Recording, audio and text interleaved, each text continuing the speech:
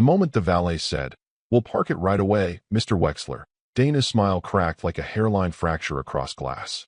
The sound of my last name, one she hadn't used in public in over a year, hung in the humid air between us, awkward and sharp. She turned slowly, her keys still dangling between her manicured fingers, and stared at me like I'd just morphed into a stranger. Her lips parted, but she didn't speak. Didn't have to. The damage was already done. Just 5 minutes earlier, she had tossed her hair, stepped out of the car in her perfectly pressed tennis whites, and chirped to the valet. "He's not a member, just dropping me off." Like I was the hired help, a rideshare driver. She didn't even look at me when she said it, didn't hesitate. It wasn't a joke, either. Not even a smirk. Just dismissal, smooth and practiced, like she'd said it a dozen times before. And maybe she had. But this time, the lie didn't land. The young man in the red vest gave me one of those polite, glazed-over nods people reserve for nobodies, until his eyes focused, until recognition flared. His whole posture stiffened. His hand moved to his earpiece in that security gesture kind of way, and he whispered something I didn't catch. Dana didn't notice. She was too busy adjusting her bracelet and scanning for someone higher up the social food chain to wave at. But I noticed, and I smiled. Not smug, just quietly satisfied. Then it happened fast. A manager in a navy blazer came trotting out from the entrance, followed by 4 staffers, 2 from the kitchen, 1 from groundskeeping, 1 I think was maintenance. I hadn't seen most of them in over a year. I didn't need to. I didn't even have a standing reservation anymore. That wasn't my role. But apparently, someone flipped the internal switch. "Mr. Wexler," the manager said breathlessly, "we didn't know you'd be here today. Would you like the founder's suite prepared? I can have it set up within minutes. We also stocked the reserve cabinet last week. Your preferences are still the same, I assume." The silence was violent. Dana slowly turned her head toward me, her face frozen in that mask people wear when their brain's buffering and no explanation comes fast enough. Her arm dropped to her side. I could see it happening in real time, her scrambling to fit this into the version of reality she'd been selling. To herself, to others.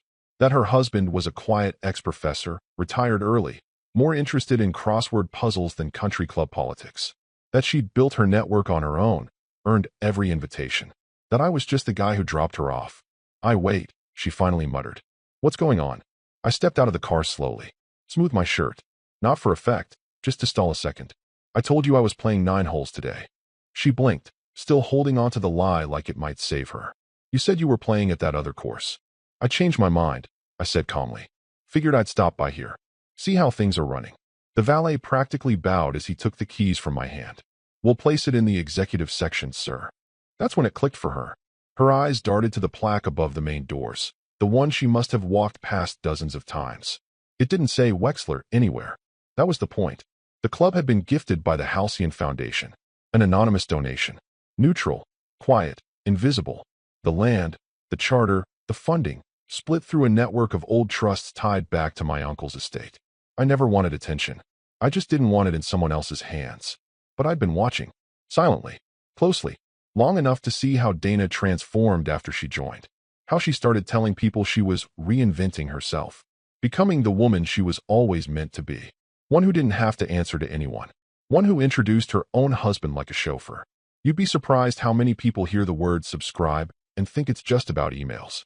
But if you've made it this far, you're one of the few who actually sees the layers. And if you want more stories like this, real ones, not the polished stuff people pretend to live, consider subscribing. It helps the team keep peeling back the mask. Back in the parking circle, a second valet rushed over with an umbrella. There wasn't even rain. Just protocol. Dana's jaw clenched. "So," I said casually, brushing past her, "I'll see you in the clubhouse. Or are you just dropping someone else off today?" She didn't speak the entire drive home. Not during the 15 minutes through the winding, oak-lined roads. Not when we passed the florist she pretended not to know I owned. And not even when we pulled into the garage. She slammed the passenger door harder than necessary. Something she usually scolded me for doing. Then she stood at the threshold, arms crossed, waiting for me to explain something I wasn't interested in explaining. I kicked off my shoes, went to the kitchen, and poured coffee. Quietly, methodically, no rush. I let the silence hang long enough that it started sounding loud. Only then did she finally break. "Why didn't you ever tell me you were involved in the club?" Her tone wasn't angry. It was tight, defensive, like she was trying to control the narrative mid-free fall. I didn't look up, just stirred cream into the mug. "You never asked." She scoffed, like that was some kind of trick. Like I was dodging the question. That's not an answer. I finally met her eyes. Sure it is. We've had dinner with 4 board members in the last year. You never asked about any of them. Or why they called me sir even back when I wore sweatpants to the brunches. She shifted her weight from one leg to the other. That's not fair. I just assumed. I know, I said, cutting in. Calm. Level. You assumed I was harmless. Comfortable. Predictable. She blinked. That one hit a little too close to home. I turned, leaning against the counter. You know what the irony is, Dana? You're always chasing exclusivity. Always trying to break into circles. But Halcyon Crest? That was the one thing I didn't build to impress anyone. It was personal. She hesitated. So you founded it. I tilted my head. Not directly. The Halcyon Trust did. Old land. My uncle left it to me with one clause in his will. Use it to preserve dignity. That's all it said. He was a strange man. Dana walked to the living room slowly, like the floor might shift beneath her heels. She dropped onto the couch with the weight of someone rethinking everything. You know, people might get the wrong idea, she muttered after a moment. I took a long sip. Only if you gave them the wrong story. That's when her jaw set. She wasn't used to being cornered without being yelled at. She was good at weathering arguments, thrived in them, even. But this wasn't that. This was still cold, icy in the way that doesn't give you something to push back against. I didn't mean to embarrass you this morning, she said, like the words tasted sour. I just didn't know. You didn't want to know, I corrected. There's a difference. She flinched. A small, involuntary twitch. And for the first time in a long time, she didn't have a snappy comeback.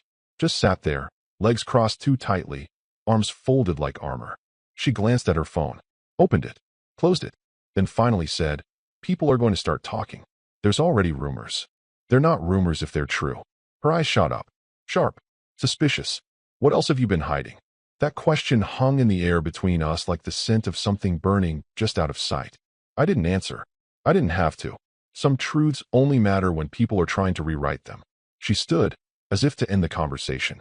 But she couldn't quite pull it off. She was off balance now, unmoored. And for someone who curated every interaction like an exhibit, that was terrifying. I watched her walk down the hall, shoulders stiff, pace uneven. She looked like someone who'd just realized they weren't the curator at the museum. Just another display. And the plaque? It didn't have her name on it. Never did. Dana doubled down. That Monday, she posted a photo from the club solarium, captioned with something insufferable like, built not bought. Earned, not given. She tagged 3 local entrepreneurs and added a quote about choosing to sit at tables where your worth isn't questioned. Subtlety was never her strength. Optics were. And as far as she was concerned, she still controlled the camera angle. She didn't invite me back to the club. Not once. Not for brunches. Not for mixers. Not for the Thursday wine tastings where she held court with retirees' wives and hedge fund side pieces. She kept playing the part of the self-made woman with an unseen, unremarkable husband. I'd become a ghost she refused to acknowledge, even in her own stories. And for a while, I let her. Until the gossip started brewing. Slowly. Organically. The kind that bubbles under the surface and rots the foundation before anyone notices the cracks. It began when one of the staff, an older concierge who remembered me from the early days, accidentally addressed me as Mr. Wexler in front of Dana's circle. A harmless slip, but it landed like a dropped glass. Dana blinked. Wait, what did you just call him? Asked Marlene, the wife of a semi-retired plastic surgeon who liked to golf more than cut. The concierge looked up, confused. Mr. Wexler. He's the... Dana cut in. It's an old nickname. College thing. He's not involved in the club. She smiled too widely, too tightly. That night, I received a text from the general manager. Just an FYI, staff will be returning to formal titles moving forward, unless you say otherwise. Discretion maintained, of course. I told him to proceed. A week later, the club's monthly newsletter came out. Glossy, full color, with a splashy headline about the newly renovated pool house. Dana had campaigned for that upgrade for months, mocked the dated vibe of the existing one in her little weekend circles. The article was clean, crisp, respectful, but at the bottom, in small italics. Project made possible through the generous support of an anonymous benefactor. Anonymous, sure, but not invisible. Those who knew, and those who didn't, they started asking questions. Dana's confidence began to splinter under the weight of ambiguity. At first, she dismissed the murmurs, told her circle it was probably the McPhersons, or the board, or some bored retiree with money to launder. But the whispers didn't stop. In fact, they started getting specific. Did you know her husband owns the land this place was built on? He's some kind of old money, right? I heard he bought the original charter back when it was just a lodge. At dinner one evening, an obligatory fundraiser where she wore a white dress that looked more bridal than business, someone actually turned to her and said, "I didn't know you were married to that Wexler." I wasn't there, but I heard about it 2 hours later from the bartender. The club always had more eyes than she realized. She came home that night buzzing with irritation, slid off her heels, and dropped them carelessly on the rug. "You told people," she said, barely containing the accusation. I looked up from my book. "Told them what?" "About the club. About you owning it. You're feeding the rumors." I closed the book gently. "Dana, I haven't spoken to anyone at that club besides the manager and the groundskeeper. I don't need to." Her eyes narrowed. "Then why are they all suddenly acting like you're the king of the place?" I shrugged. "Maybe because I am." She flinched like I slapped her. There it was. The thing she couldn't reconcile. Not just that I had power, but that I never advertised it. That I never needed to. In her world, status was an outfit you wore loudly. In mine, it was a deed in a locked drawer, quietly collecting value. She started going to the club less after that. Just enough to keep up appearances, not enough to risk more questions. And when she did go, her voice was a little higher. Her laughter, a little more forced. People noticed. She was still in the room, but no longer owned it. A narrative once built so carefully, of independence, ambition, self-made elegance, was slipping out of her control like sand through ringed fingers. And the best part? I never had to say a word. It was supposed to be her night. The annual Halcyon Crest Winter Gala. The most exclusive event on the calendar. Invitation only, black tie, and absolutely dripping in curated opulence. Dana had spent weeks preparing. 2 fittings. 3 hair trials. She even posted a sneak peek of the dress to her private Instagram story, making sure only the right people saw it. The caption read, "Grateful to be seated among the builders of tomorrow." She included a rocket emoji because one of her guests that night was a startup investor with a vague interest in aerospace. She wasn't networking. She was hunting. She arrived alone, of course. Said her husband wasn't really into these scenes. That he preferred to support from the sidelines. A gentle way of saying he didn't matter. Her table was strategically arranged. A hedge fund partner. 2 corporate attorneys. A biotech exec who'd recently gone independent. And at the head, a retired senator whose family name still carried enough weight to open certain doors. Dana had engineered the seating plan through flattery and suggestions to the event committee, framing herself as the perfect host for an influential corner of the room. They were halfway through the second course when it happened. Dana was mid-sentence, something about scaling with dignity and the synergy between private capital and ethical innovation, when the event manager leaned in. "Ma'am," he said gently, "we've been asked to relocate you to a different table. Mr. Wexler will be joining us shortly." Her voice faltered. "I'm sorry, what?" "The seating adjustment came in this afternoon," he said. "Your table will be moving to the Founder's Circle." Founder's Circle? Not even a euphemism. The literal central table, reserved for legacy members, board executives, and whoever the club needed to keep very, very happy. Dana laughed.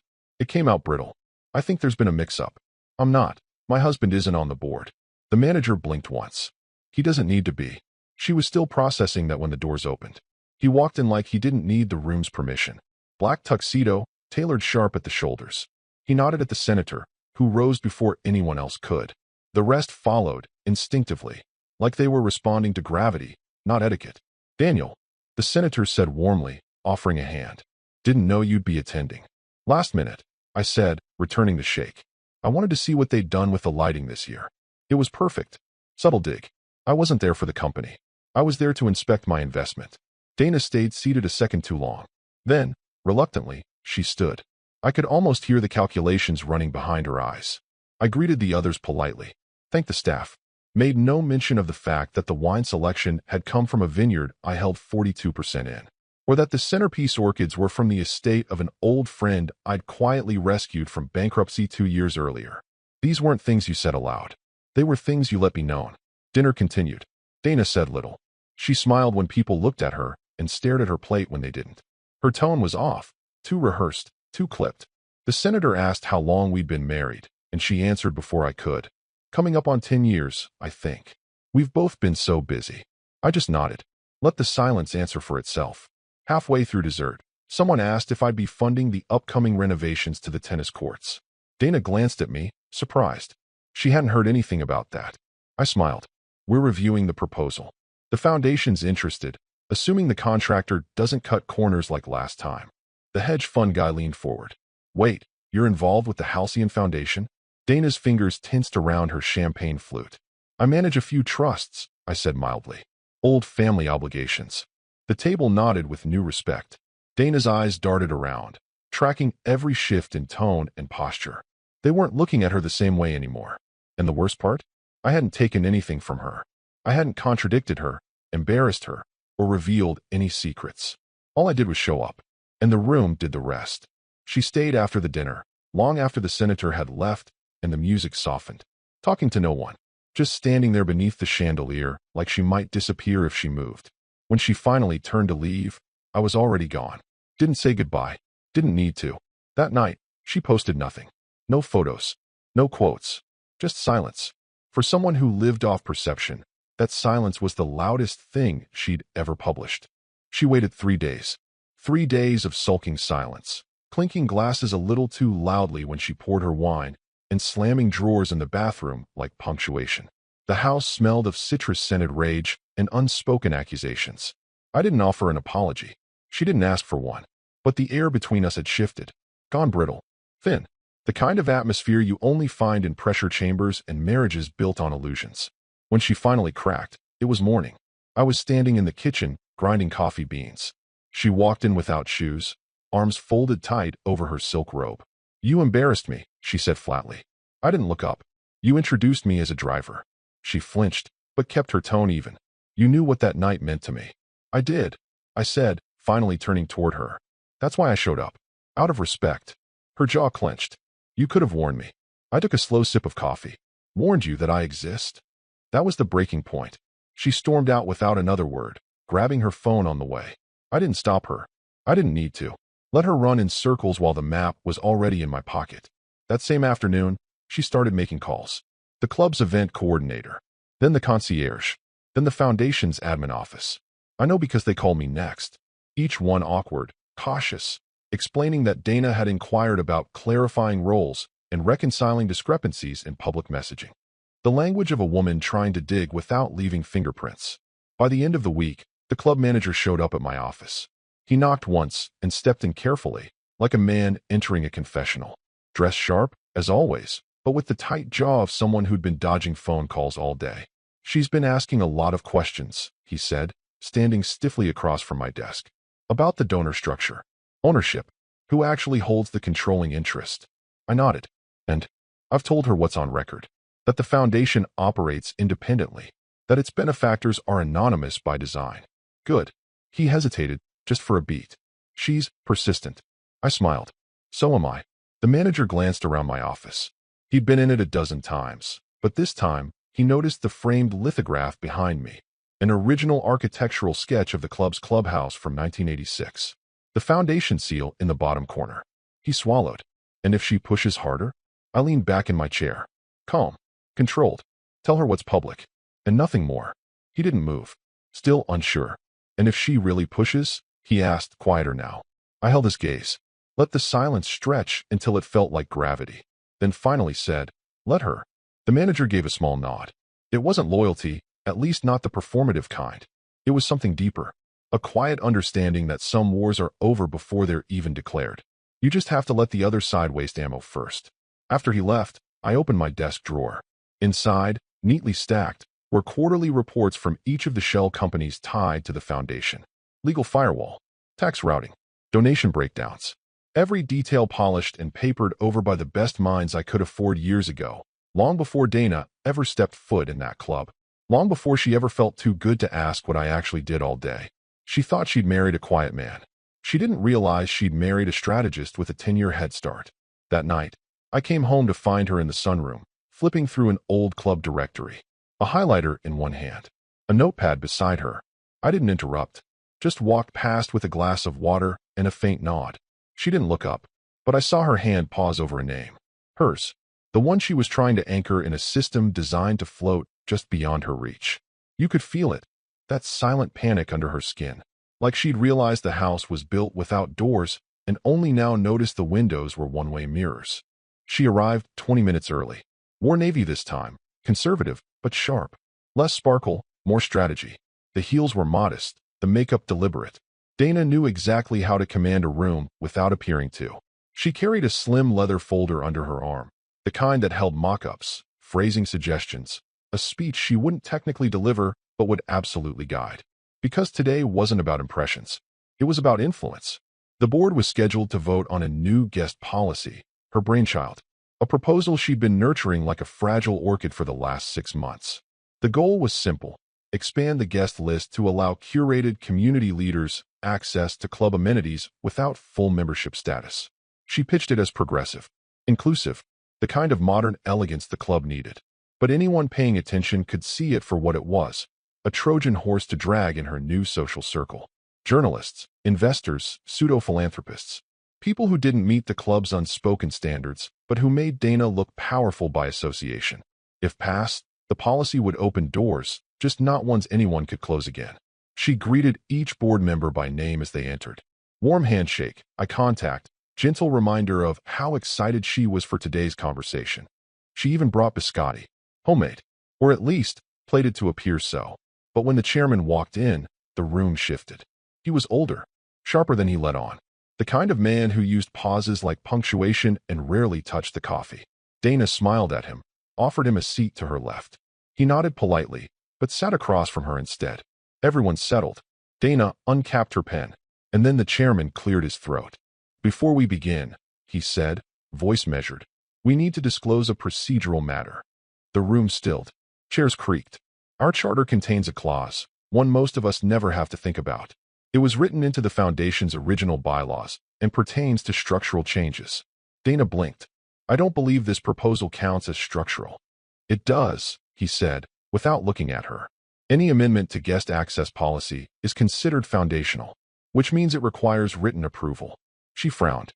"From the board, yes. I've already spoken with." "Not from the board," he interrupted gently. "From the founder." The word landed like a dropped stone in a still pond. She laughed. "Once.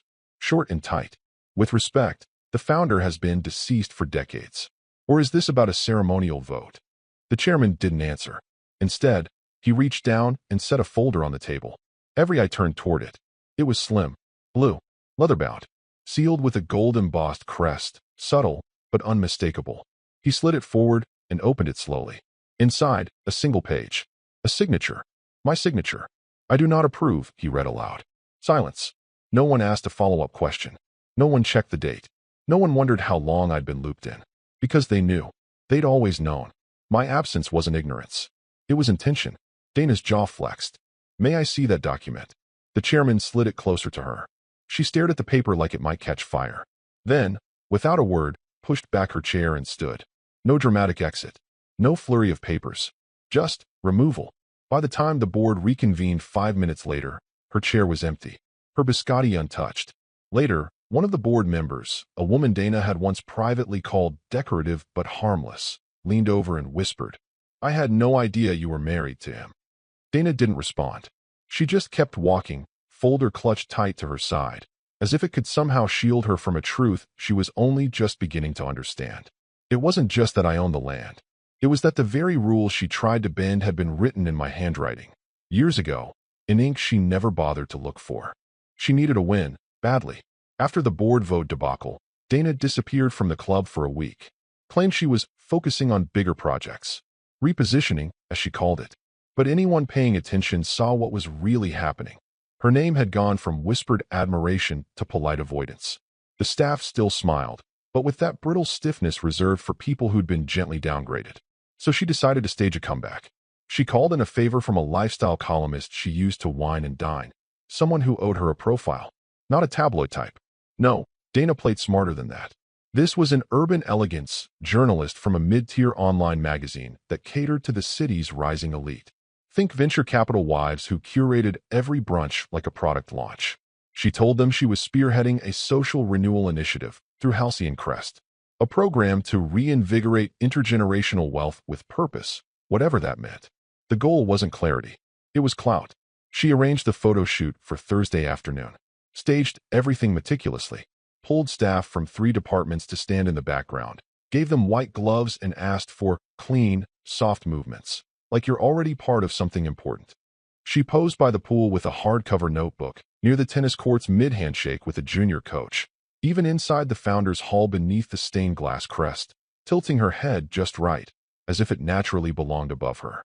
The piece was titled, A New Vision for Legacy, Dana Wexler's Bold Initiative at Halcyon. It went live the next morning. Slick photos, glowing text, quotes that sounded hand-fed. We're not just building for today. We're restoring the promise of elegance with intention. The article mentioned the club 12 times, her foundation, which didn't exist, 4 times, and my name not once. It was almost impressive how thoroughly she tried to rewrite reality. And then came the letter, delivered by hand. Cream envelope, heavy paper, simple logo in the corner, the Halcyon Foundation, Legal Affairs Division. She read it once, then again, and the third time, slower. Her hand started shaking. Inside was a formal cease and desist, a list of violations, unauthorized use of private property for promotional purposes, misrepresentation of affiliation, trademark misuse, image exploitation, all footnoted, all bulletproof, all rooted in one key fact. The Halcyon Foundation was a closed charter nonprofit, with bylaws that hadn't changed since the day it was founded. Bylaws I wrote. Every clause, every protection, every quiet firewall designed to keep the club from becoming a stepping stone for people exactly like her. The last page of the letter quoted her own statements from the article. Highlighted. Annotated. Not for effect, just for clarity. It ended with a deadline. 72 hours to retract the piece and issue a correction. Or face formal litigation. No bluff. No heat. Just surgical control. She didn't call me that day. Didn't scream. Didn't storm into my office like she used to when a friend backed out of dinner or a dress didn't fit right. She just went quiet. But the ripple was immediate. By noon, the article was flagged as under editorial review. By 4, it was gone. At 6, the reporter posted an apology on her personal feed, citing miscommunications and unexpected legal complications. At 7, the club's group chat, yes, the one she pretended not to know existed, exploded. Wait, was she never actually working with the foundation? She posed under the crest? That's bold. Who do you have to be to get legal slapped by the club you said you were reviving? She stayed offline that night. No stories. No posts. Not even passive-aggressive quotes about resilience. I imagine she sat in the sunroom again. Maybe stared at the same notepad she'd used for her gala speech drafts. Maybe looked at her phone, considered dialing me, then put it down. But the message had landed. She tried to use the club as a platform, and discovered it was a fortress with walls I built and locked from the inside. And no amount of posturing could kick them down. The reservation was under her name. She made a point of that, as if using it one more time, Dana Wexler, would remind someone, maybe even herself, that it still carried weight, that there was something left to salvage, or control, or rewrite. The message she sent had been carefully worded. Let's talk. Just us. Somewhere neutral. And by neutral, she meant the club. We hadn't dined together there in over a year. Not since before the unraveling began. Not since before she stopped saying my name in public, and I stopped needing her permission to exist in her curated world. But the club still served as her illusion of middle ground. A stage with velvet curtains and polished silver where she still felt rehearsed enough to hold her shape. I arrived precisely 2 minutes late. Enough to disrupt her balance, not enough to be rude. She was already seated, hair swept up, makeup exact, dress black and architectural. Not soft. Intentional. Thank you for coming, she said, voice calm, rehearsed. I nodded once and sat. For the first time in a long time, we didn't open with complaints or apologies. There was no mention of board meetings, legal letters, whispered questions from staff. Just silence, until the waiter brought wine. She ordered for both of us. Something Italian. I didn't correct her. When the waiter stepped away, she leaned forward slightly, folding her hands on the table like a nervous candidate. We've drifted, she said slowly. I think we can both admit that. I let her continue. I know I've been distant. And maybe I overcorrected when I felt unseen. But this, she gestured vaguely, as if the air held our shared history. This wasn't all bad. We built something. We had moments that meant something. Maybe we just got lost in the roles. The roles. I raised an eyebrow. Driver and... She looked down. Just for a second. That was a mistake. No, I said, setting my glass down. That was honest. The rest of this, tonight, That's the performance. Her mouth tightened, but she didn't argue. The main course arrived. Something complex and plated like art. Neither of us touched it. You don't have to forgive everything, she said, softer now. But I'm still here. And I'm trying. I reached into my jacket and pulled out the envelope. Cream stock. Sealed. No drama. Just finality. I slid it across the table and tapped once. She stared at it. Didn't open it. What is this? Closure, I said simply. A proposal. She hesitated. Then broke the seal. Inside, terms of separation. Quiet. Private. Clean. She would keep the townhouse in her name. No dispute. I would cover her expenses for 1 year. After that, her financial independence would be just that, independent. All statements would remain confidential. No media. No mutual friends dragged into the wreckage. No club statements. No foundation mentions. A silent dissolution. She laughed. But it wasn't real laughter. It was jagged and bitter and soaked in disbelief. So that's it, she asked, eyes flaring. A year on your leash, and then what? Oblivion. I stood. You made it clear what I was, I said. I'm just confirming you understood. Her mouth opened. Closed. Nothing came out. I looked down at the envelope still in her hands. You wanted control, Dana. And now you have it. Complete freedom. Unattached. Untethered. I never asked for. You asked to not be associated. To build your own name. This lets you do that. Officially. The waiter hovered near the edge of the room, unsure whether to bring dessert or call security. I buttoned my jacket. Enjoy the wine, I said, nodding toward her untouched glass. It pairs well with regret. And I walked out. No last glance. No flourish. No scene. Just a man leaving a dinner he was never really invited to. At a table he built. In a place she tried to claim. In a story she finally stopped writing. It was a bright afternoon when she returned. One of those days where the sun clung to every polished surface, where the marble gleamed too hard, and the air smelled of citrus and chlorine and curated peace. Dana stepped out of her car in heels she hadn't worn since the gala. The ones she used to say made her feel like the kind of woman who's going somewhere. She walked through the front entrance of Halcyon Crest like she always had, spine straight, chin lifted, smile in place. The valet opened the door with a nod, and she returned it with a flicker of practiced warmth. But something about his eyes caught her. Not unfriendly, just less expectant, as if the script had changed and she hadn't been given her new lines. Inside, the foyer was quiet. Too quiet for a Thursday. No rustle of committee papers. No chime of champagne glasses from the lounge. Dana glanced toward the Founders Hall, expecting to see the familiar rotation of member portraits and framed photos from recent events. She'd insisted on that gallery being refreshed quarterly, had spoken at length about how a modern legacy required constant curating. Her words, not mine. She stepped into the hall. The change was instant. Gone were the photos from last winter's gala. The ones where she stood center frame in that columned black dress, surrounded by important names she worked months to gather like badges. In their place, a new series of portraits. Simpler, warmer, more timeless. And she wasn't in a single one. Dana moved down the hallway slowly, heels clicking against tile like an unwanted metronome. Her photo wasn't just moved. It was removed, erased. Even the caption placards had been updated, names rearranged, descriptions tightened, events retitled. Philanthropy in action had become legacy partnerships. Her committee title? Gone. She stopped at the display case near the entrance to the lounge. This one held booklets, printouts of past events. Archives. She flipped through the latest. Her name wasn't in the donor list. Not in the speaker acknowledgments. Not in the thank yous. She scanned backward. Last quarters? Absent. The quarter before? A brief mention in a footnote. Misspelled.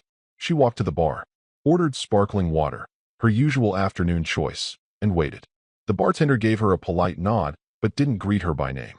Didn't offer the usual on your tab, or the subtle wink he used to when he slid her glass across the marble. She took a sip and glanced around. The place looked the same decor, same waitstaff, but it felt hollow now. Like someone had drained the room and refilled it with a version that didn't include her. A hostess approached.